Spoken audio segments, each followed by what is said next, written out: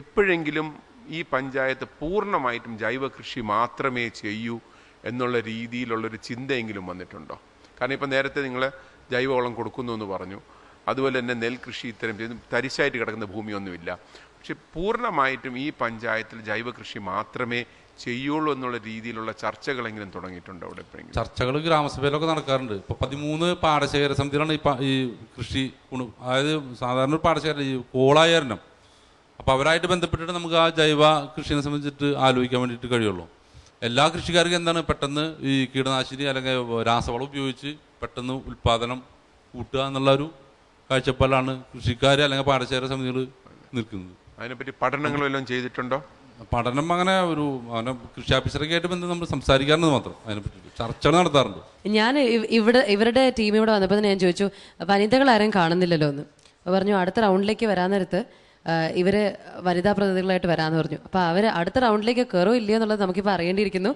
ജഡ്ജസിനോട് ചോദിക്കാം. മാർക്സ് എൻ്റെ മാർക്ക് ഞാൻ 15-ൽ 10.5. 15-ൽ 10.5. 10-ൽ 7. 10-ൽ 7.5. 10-ൽ 7.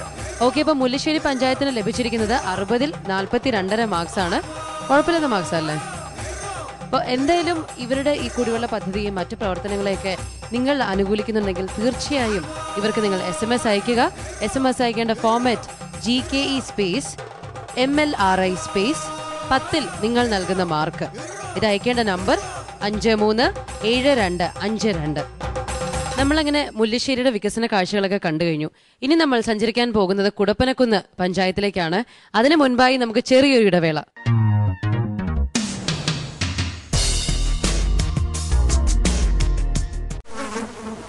വേണ്ട നമുക്കിനി രോഗങ്ങൾ വ്യാധികൾ, വേണ്ട വേണ്ടേ നമുക്കി കൊതുകിന്റെ താണ്ഡവം. വീടും പരിസരവും വൃത്തിയാക്കൂ, കൊതുകിന്റെ താവളങ്ങൾ നശിപ്പിക്കൂ, മാരക രോഗങ്ങളോട് വിട പറയൂ, വീണ്ടും ഒരു ദുരന്തമൊഴിവാക്കൂ. നാടിനെ നമ്മുടെ വീടായി കരുതണം, വൃത്തിയായി ഭംഗിയായി സൂക്ഷിക്കണം. രോഗം പരത്താത്ത മണ്ണിന്റെ മാറിലെ ആരോഗ്യമോടെ ജനങ്ങൾ വാഴൂ. എന്റെ കേരളം മാലിന്യമുക്തം.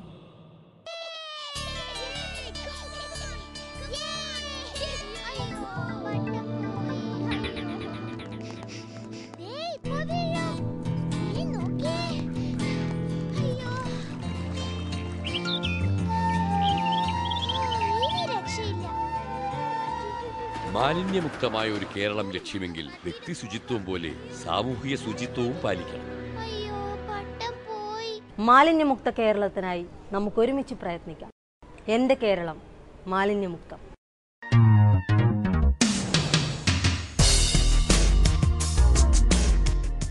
നമ്മൾ പഠിക്കുന്ന ചരിത്രം പലപ്പോഴും യുദ്ധത്തിന്റെയും സൈന്യത്തിന്റെയും ഒക്കെ ചോരയുടെ നിറമുള്ള കഥകളാണ്.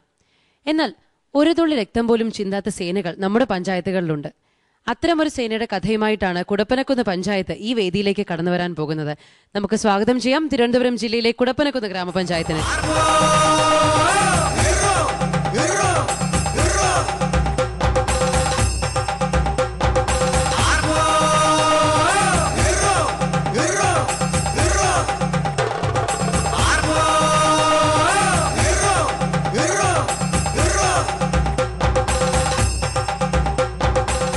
കുടപ്പനക്കുന്ന് പഞ്ചായത്തിൽ നിന്ന് ഇന്ന് നമ്മോടൊപ്പം ഇവിടെ എത്തിയിരിക്കുന്നത് president Shri B. Sudhakaran Nair, secretary Shri K. Arjunan, ക്ഷേമകാര്യ standing committee chairman Shri K. Thankappan Nair, കൃഷി ഓഫീസർ ശ്രീമതി CL മിനി, കൂടാതെ health inspector Shri S. Anilkumar. ഈ കുടപ്പനക്കുന്ന് ഗ്രാമത്തിനെ നമ്മുടെ പ്രേക്ഷകർക്ക് വളരെ ചുരുങ്ങിയ വാക്കുകളിൽ എങ്ങനെ പരിചയപ്പെടുത്താൻ സാധിക്കും? കുടപ്പനക്കുന്ന് ഗ്രാമപഞ്ചായത്ത് തലസ്ഥാനത്തിന്റെ തലസ്ഥാനം, കേരള തലസ്ഥാനം തിരുവനന്തപുരത്തിന്റെ തലസ്ഥാനം സിവിൽ സ്റ്റേഷൻ അടങ്ങുന്ന കളക്ടറേറ്റ് കുടപ്പനക്കുന്നിലാണ്. പിന്നെ അതുകൂടാതെ തിരുവിതാംകൂർ രാജകുടുംബത്തിന് പാല് കൊടുക്കുന്നതിന് വേണ്ടിയിട്ട് ഡയറി 100 ഏക്കർ ഭൂമി എടുത്ത് ഡയറി യൂണിറ്റ് സ്ഥാപിച്ചിട്ടുള്ള കുടപ്പനക്കുന്നിലാണ്. അതുപോലെ ലോകമാകെ അറിയപ്പെടുന്ന ദൂരദർശൻ കേന്ദ്രം സ്ഥിതി ചെയ്യുന്ന കുടപ്പനക്കുന്നിലാണ്. ഇതുകൂടാതെ കേരളത്തിൻ്റെ മുൻ മുഖ്യമന്ത്രിയായിരുന്ന ശ്രീ പട്ടംനാടുള്ള സാറ് താമസിച്ചതും പഠിച്ചതും എല്ലാം തന്നെ കുടപ്പനക്കുന്ന് ചിറ്റാലക്കുട്ട് വീട്ടിലാണ്. കുടപ്പനക്കുന്നിന്റെ പ്രത്യേകതകൾ ഒട്ടേറെയുണ്ട്. നമുക്ക് കുടപ്പനക്കുന്നിന്റെ കാഴ്ചകളിലേക്ക് ഒന്ന് പോകാം.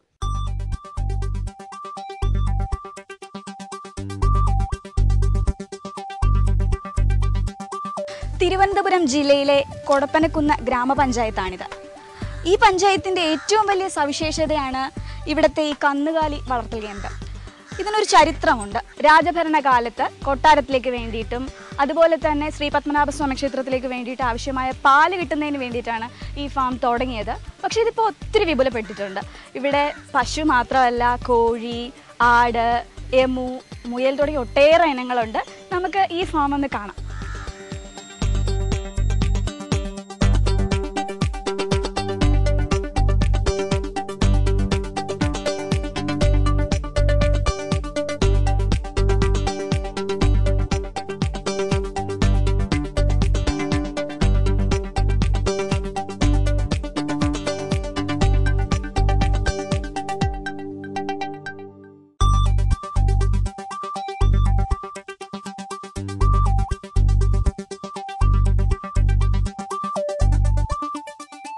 ഇതുപോലെയുള്ള കൊടപ്പനകൾ ഒരു കാലത്ത് ധാരാളമായി ഉണ്ടായിരുന്നത് കൊണ്ടാവാം ഈ പ്രദേശത്ത് കൊടപ്പനക്കുന്ന് എന്നുള്ള പേര് തന്നെ ലഭിച്ചത്. കുന്നുകൾ മാത്രമല്ല, കുളങ്ങളും വയലുകളും ഒക്കെ കൊണ്ട് അനുഗ്രഹീതമായിരുന്നു ഈ പ്രദേശം. അതുമാത്രമല്ല, ഏറ്റവും വലിയ പ്രത്യേകത എന്ന് പറയുന്നത് തിരുവനന്തപുരത്തിൻ്റെ ഭരണസിരാ കേന്ദ്രമായ സിവിൽ സ്റ്റേഷൻ ഈ പഞ്ചായത്തിലാണ്.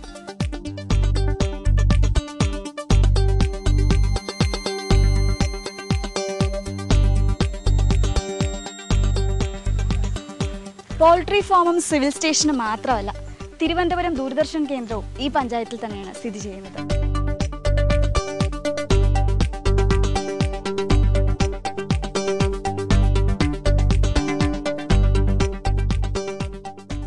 സുസ്ഥിര വികസനത്തിനായി എന്തൊക്കെ പദ്ധതികളാണ് കുടപ്പനക്കുന്ന് ഗ്രാമപഞ്ചായത്തിന് മുന്നോട്ട് വയ്ക്കാൻ സാധിക്കുന്നത്?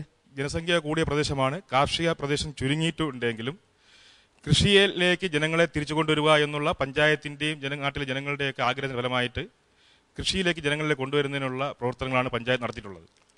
ഇപ്പോൾ സംസ്ഥാന സർക്കാരിൻ്റെ ജനകീയാസൂത്രണ പദ്ധതി പ്രകാരം തരുന്ന ഫണ്ടിൻ്റെ 40% തുക കൃഷിയുടെ മേഖലയിൽ വിനിയോഗിക്കുന്നതിന് വേണ്ടിയിട്ട് ഗ്രാമസഭ കൂടുമ്പോഴും വികസന നടത്തുമ്പോഴും എല്ലാം ആ നാട്ടിലെ ജനങ്ങൾ ഉന്നയിക്കുന്ന പ്രധാന വിഷയം കാർഷിക തൊഴിലാളികൾ കൃഷി ചെയ്യാനില്ല എന്നുള്ളതാണ്. അതിനുള്ള പ്രധാന കാരണം ഈ കാർഷിക മേഖലയിൽ ജോലി ചെയ്യുന്ന കർഷക തൊഴിലാളികൾ പലരും കൺസ്ട്രക്ഷൻ മേഖലയിലേക്ക് പോവുകയും മറ്റു പലരും പഠിച്ച വിദ്യാഭ്യാസം നേടി മറ്റു ജോലികൾക്ക് പോവുകയും ചെയ്തതിന് ഫലമായിട്ട് കാർഷിക തൊഴിലാളികൾ കുറഞ്ഞു വരുന്നു.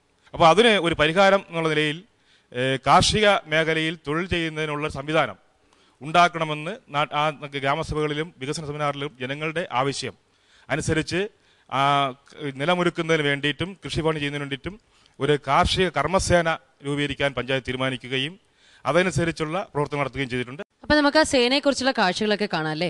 കുടപ്പനക്കുന്നിന്റെ വികസന കാഴ്ചകളിലേക്ക്. ഈ കാണുന്ന കൃഷിഭൂമിയാണ് കുടപ്പനക്കുന്ന് ഗ്രാമപഞ്ചായത്തിനെ മറ്റു പഞ്ചായത്തുകളിൽ നിന്ന് തികച്ചും വ്യത്യസ്തമാക്കുന്നത്. അതെങ്ങനെയാവാമെന്നായിരിക്കും നിങ്ങളിൽ പലരും ഇപ്പോൾ ചിന്തിക്കുന്നത്. അവിടെയാണ് പ്രത്യേകത. പഞ്ചായത്തിന്റെ നേതൃത്വത്തിൽ ഒരു കാർഷിക കർമ്മസേനയ്ക്ക് രൂപം നൽകിയിട്ടുണ്ട്. അവയുടെ പ്രവർത്തനങ്ങളിലേക്ക് നമുക്കൊന്ന് കണ്ണോടിക്കാം.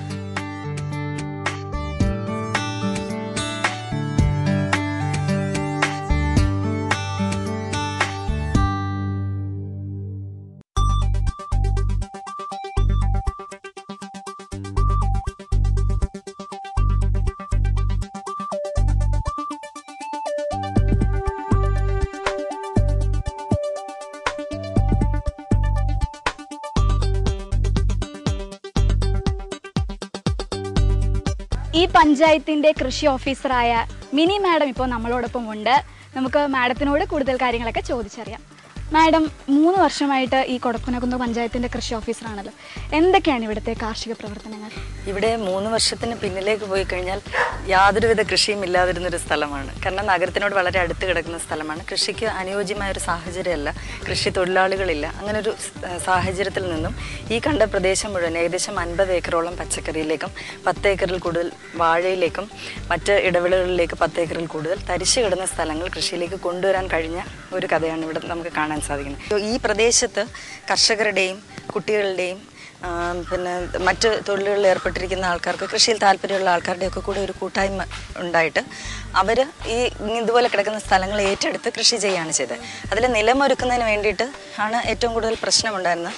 ആ ഒരു പ്രശ്നത്തിന് വേണ്ടിയിട്ട് ആണ് കാർഷിക കർമ്മസേന എന്നുള്ള പദ്ധതി 3 വർഷം മുമ്പ് ഈ പഞ്ചായത്തിൽ തുടങ്ങിയത്. 2008 വർക്ക് തുടങ്ങിയത്. അപ്പോൾ അങ്ങനെ ഉണ്ടായ പച്ചക്കറികൾ ഇവിടുത്തെ തന്നെ കുടപ്പനക്കുന്ന് കൃഷിഭവനോടനുബന്ധിച്ച് പ്രവർത്തിക്കുന്ന കാർഷിക വിപണന കേന്ദ്രത്തിലും അതുപോലെ ഓണക്കാലത്തോടനുബന്ധിച്ച് ഇവിടെ നടത്തുന്ന കുടപ്പനക്കുന്നിൻ്റെ ഗ്രാമപഞ്ചായത്തിൻ്റെ മാർക്കറ്റിലുമായിട്ട് ആ ഉൽപ്പന്നങ്ങൾ വിറ്റഴിച്ച് കർഷകർക്ക് നല്ല വിലയും അതുപോലെ ഇവിടുത്തെ ആൾക്കാർക്ക് നല്ല